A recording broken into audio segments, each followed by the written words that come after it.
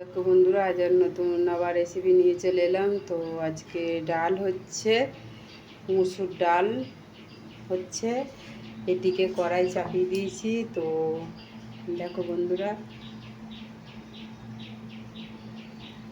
এতটা তেল দিলাম কেন? তোমাদের মনে প্রশ্ন জেগেই যাচ্ছে, বলো যে এতটা তেল কেন দিচ্ছে? না, আমার মনে হচ্ছে তাই আমি বলছি। তো তোমাদের কি মনে জানছে সেটা তো জানা নেই। তবে দেখতে থাকো আমি কি করতে চাইছি, দেখতে থাকো। তো দেখো, লঙ্কা দিয়ে দিয়েছি, এই দেখো পেঁয়াজ কুচি হচ্ছে, আর এই দেখো এই আলুর ভুজিয়া রেসিপি বানাচ্ছি। তা তোমরা দেখতে থাকো। দেখো সরু সরু করে আলু কেটেছি, দেখতে পাচ্ছ? সরু সরু করে আলু কেটেছি। তো দেখতে থাকো। দেখো আছে, তো দেখো পেঁয়াজ কাটা আমি দিয়ে দিলাম।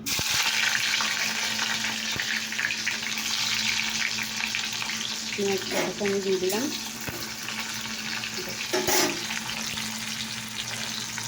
এবার আমি কী করবো, সেই আলুগুলোকে দিতে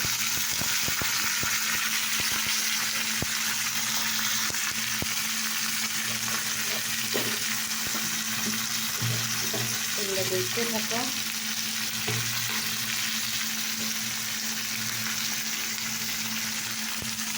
পরিমাণ মতো দিয়েছিলাম।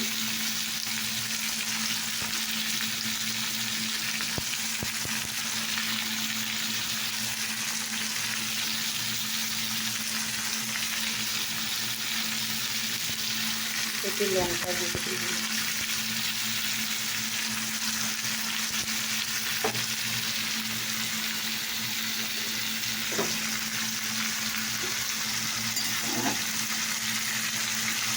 এটা বন্ধুরা নাড়া হয়ে গেছে।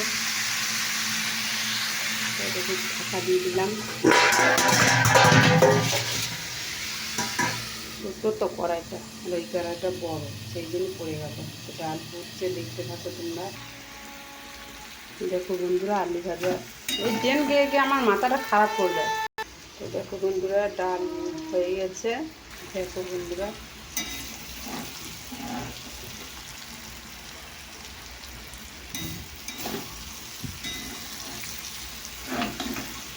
দেখো আলু ভাজা হচ্ছে, দেখতে পাচ্ছ?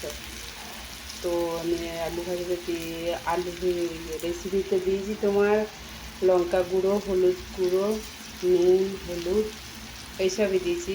পেঁয়াজ দিয়েছি কুচিয়ে, আর শুকনো লঙ্কা কিংবা কাঁচা লঙ্কা, আমি শুকনো লঙ্কায় দিয়েছি, তোমরা কাঁচা লঙ্কা ফোড়ন দিতে পারো।